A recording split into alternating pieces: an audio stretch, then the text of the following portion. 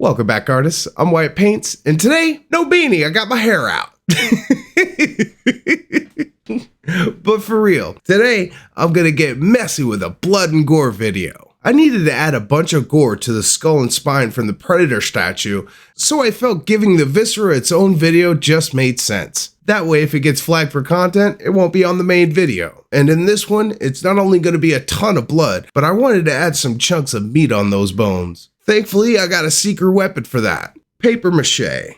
But with a slight twist. I think you're going to be pleased with the results you can get from this preschool craft skill. Now, this is going to be a shorter video than normal, so real quick before we get started, I'd like to thank my subscribers over on Patreon. You're keeping the dream alive, so thank you so much. If you would like to join the Painting Pantheon, you'll find a link to my Patreon in the description below. You can join for free to get updates on what's going on in the studio and a few peeks on projects in the works. With that said, I'm going to grab my brushes. Let's get started. Now, for paper mache, you're going to need a few things.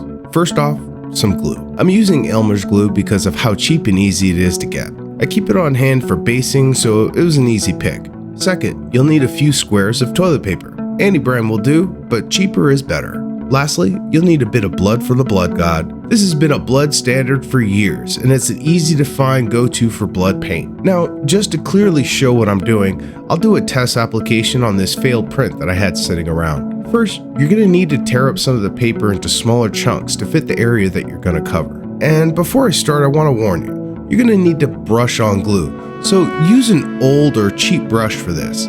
I got this one in a pack of 50 for about 10 bucks, so if it dies, so be it. First, I add a bit of glue to the surface just to get things to start to stick. Next, I add bits of tissue on top.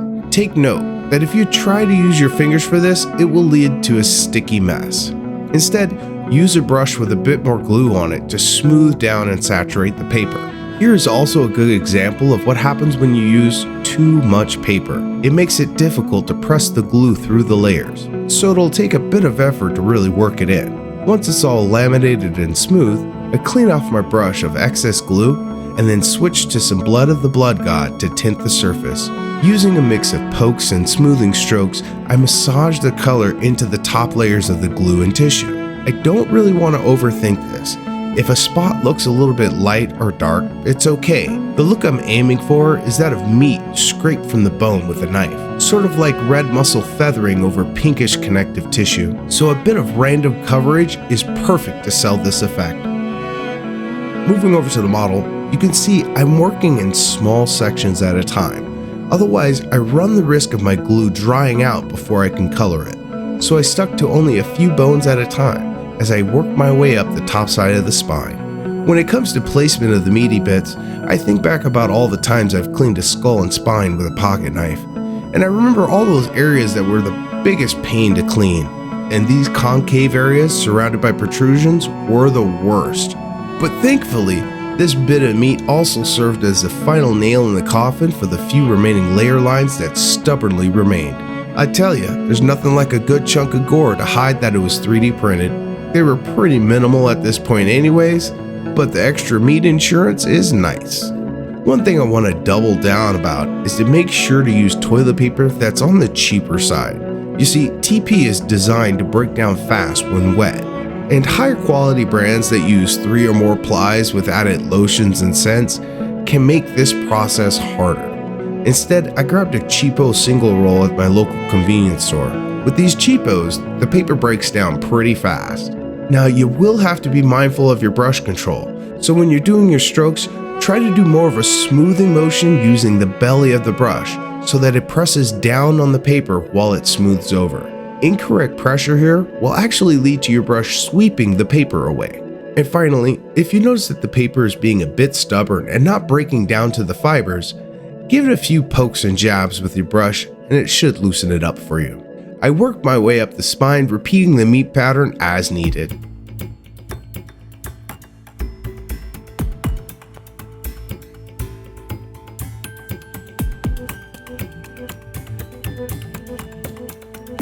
Once dry, I moved over to addressing the sides. Here you can see that each section had a slight ribbing, so I wanted to put strips of meat in between each one of those ribs. And just like how the top pieces of meat help hide the 3D painting artifacts, the paper mache is going to completely camouflage the joining seam. Now, since this area was so flat, I wanted to try out a different application by first making a slurry of paper and glue and sort of spackling it on. Now, while I did end up getting similar results in seemingly fewer steps, I found this slurry much harder to control. I could see using this for larger areas or in situations where a more messy overall gore is needed. In the case with smaller areas to hit and the risk of gluing an articulating joint, I chose to stick with my first method.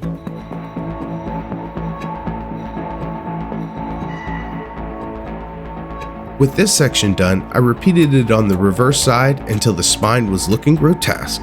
Now you might be noticing some peculiar choices with the red here. This first pass of red is really just to make sure all my tissue and glue get at least tinted. I plan on giving everything an overall blooding, so this step is to ensure that nothing is white moving past it. When I go back over this later, it'll deepen the areas that I'm hitting this time, adding more depth to the gore.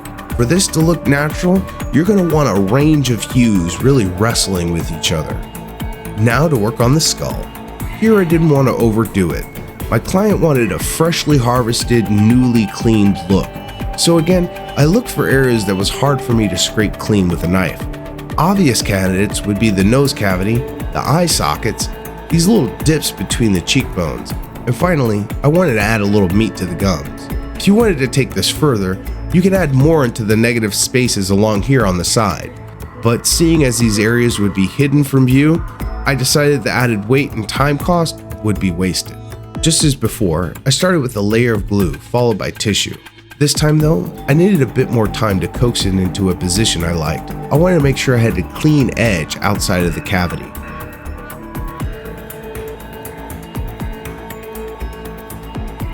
For the eye sockets, I concentrated the gore on the bottom half, as it has a more complicated surface compared to the roof.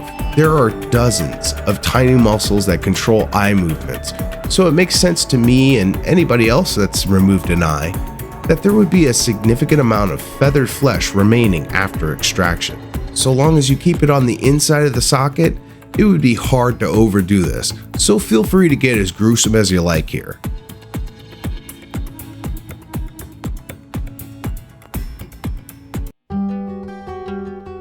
When it comes to these patches under the cheeks, less is more. I just wanted a few bits that would maybe connect to the gums, so it wasn't just an awkward horizontal line of meat. So each one got a small triangle of tissue that I smoothed towards the deeper part.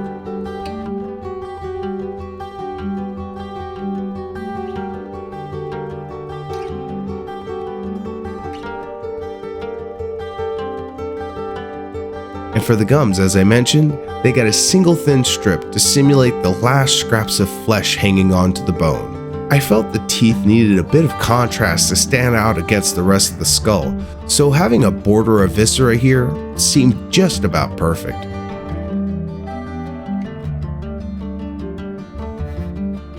Now for the all over blood pass. Now, I was planning to do an all over blood pass using this stuff called I Can't Believe It's Not Blood. But that ended up being bad for me, because like real blood, it's mostly transparent and has no medium to hold on to the color where I put it. Thankfully, testing it on my sample piece let me know it wasn't going to live up to what I wanted it to do. Testing is king. So I pulled back out the blood for the blood god and mixed in a touch of airbrush medium to thin it out a bit. Then I used it to mop over everything. Fair warning, this is a messy job. That's a 3 out of 5 on the brush abuse meter. So, like with the glue, use a cheap brush and protect your workspace. I made sure to get this everywhere and as deep as I could. I even switched to a smaller brush to get deep in the joints. You could really just treat this as the heaviest wash you've ever done. But when I got to the skull, I treated it more like a glaze or a stain, because I wanted the bone color to really be tinted by the blood. This adds to the overall dynamic look of the gore. When you're getting bloody, it's best to embrace the mess.